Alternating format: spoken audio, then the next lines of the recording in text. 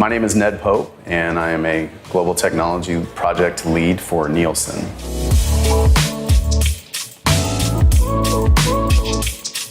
Coming up on 8 years now.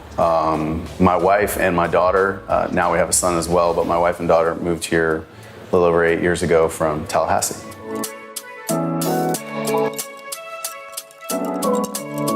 I have more side hustles than I could probably count. Some of them are from an altruistic standpoint. I'm the vice chair of the board of an organization called OnBikes, which raises money to build bicycles that are purchased at a dramatic discount from global distributors and give them to foster kids in the 7-county region here in the Bay. Let's see, there's all kind of other things going on. Some days when I don't feel like driving and I have everything within a walkable distance, I tour out my car. You know, you can make 30 to 40 bucks a day on something like that if you're willing to walk or ride a bike, which I am when the weather's good.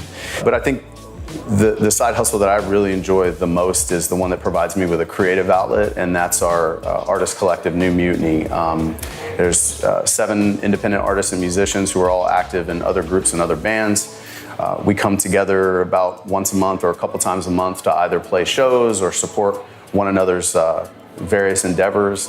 We have some live recordings that are coming up, but it gives you that sense of community and that creative outlet as well as that sense of family, but can also, you know, provide some nice revenue on the side, and we've got some big plans to grow that over time. I think if you're a creative soul, that you crave that outlet.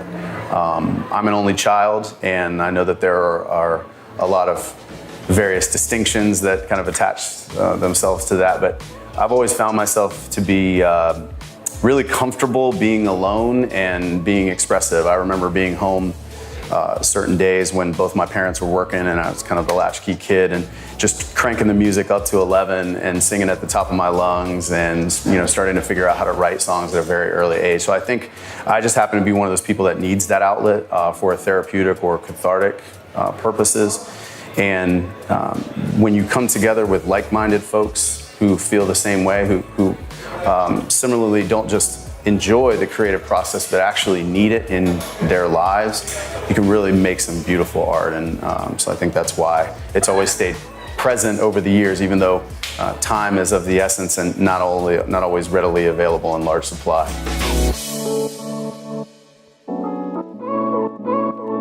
I think the common misconception is that there's not enough time or hours in the day or resources to accomplish your goals with your side hustles or your creative ventures. It's converse, right? So you do have to be creative to find that time and to carve that out. You obviously have to have a vision. You have to have a certain level of commitment in order to make the adjustments that need to be made in order to reach your goals and do that. But I think that's the biggest misconception. I get asked the question a lot of times, like, how do you do it?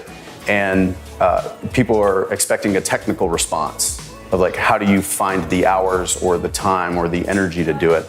And in my head, whether I verbalize it or not, my response to them is like, how do I not do it? You know, I couldn't imagine my existence without having these outlets, without having these partnerships and the sense of community that comes along with that.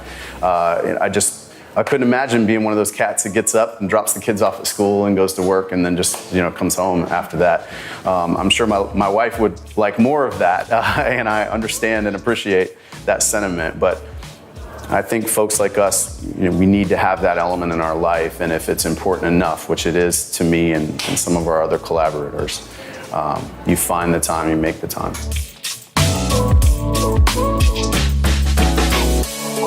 The most challenging part is that you are in a constant state of awareness of the sacrifices that you're making in order to execute on the plan for the side hustle, and you fail a lot.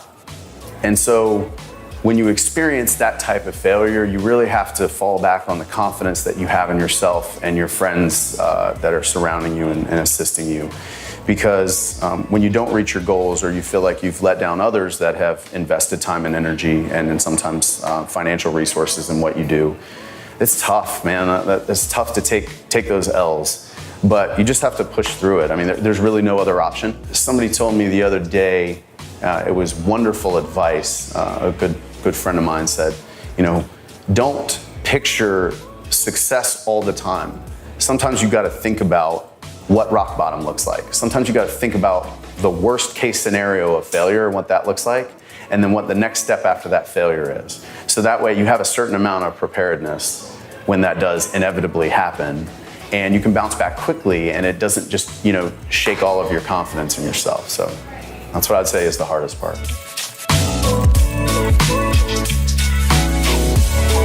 I think the best piece of business advice, which is always hard for ambitious, enterprising people, is to be fiscally conservative. Whenever you have a bird in the hand in terms of financial resources, make sure you're taking tremendous care of that, making sure that everybody on the team that you're working with has full transparency of what's going on. There's a tendency for people who lead initiatives to want to try and organize and control all of that, because ultimately they are going to be held more accountable than maybe some of the people who are just playing a side role or a complementary role. But you really do need that. You really need to take that onus on yourself, and be transparent about the dollars, be committed to sort of being a budget hawk, if you will, with those types of things, because sustainability might be several months away, and it's very easy to look at numbers and say, oh, we have enough to do X, Y, Z, but maybe that doesn't get you 6 or 8 months of runway. I see that a lot in the startup tech community as well. The longer you can extend your quote unquote burn rate, the better off you'll be in the long run. Why Tampa Bay? This is the hidden gem of the state, the region, the country, the world, really. I've been to various different cities all over the world, and they're all very impressive and majestic, but I can't think of a single one of them that I'd rather be in than here. Both sides of the bay, this community is wonderful. The people really make it.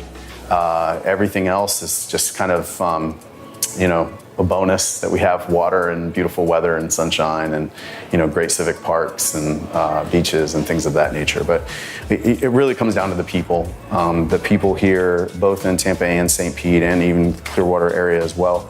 A lot of civic pride. A lot of that sense of community that you keep hearing about, and a lot of people's identities are wrapped up in the culture of this region. I joke around a lot because I'm a result of this as well. I joke around about all of these economic development initiatives that are going on, and they have various modicums of success and various budgets and things of that nature. Those are always widely reported on. But to me, the most effective economic development initiative in the history of the Bay Area is the Visit a Friend initiative, which is a very informal initiative, but you hear that story all the time, right? Like, what brought you to Tampa Bay? Oh, I visited a friend. And then I was like, why the hell would I ever leave this place? Like, what am I doing up, in the Northeast in the freezing cold or the whatever?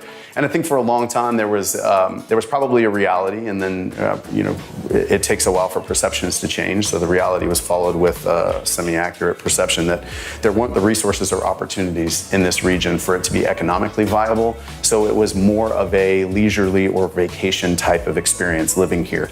Now that is 100% not the case. And the economy is growing on a seemingly daily basis in this region, and it's so exciting to be a part of a region and an area that is just on the cusp of an economic explosion and has already seen a lot of the benefits of that. I remember my current wife, I came down to visit her when we were dating, when we were students at FSU together, to meet her parents for the first time. And I had only been to the Tampa Bay area for sporting events or for anything that my mom was involved in with the media stuff that goes on with Pointer and St. Pete. And so my exposure to this community was very limited, and it was at a very early age where maybe I didn't get to experience it as a young adult or a young professional. And I remember leaving that trip in the back of my mind saying I could see building a life there, and I could see getting back there after graduation. And we all have various twists and turns in those early 20s, college age years. But it led us back here, and we couldn't be happier. I couldn't imagine a better place to raise a family. I couldn't imagine a better place to make music and be part of the art scene and create cool technology with various friends and associates. So just love being here.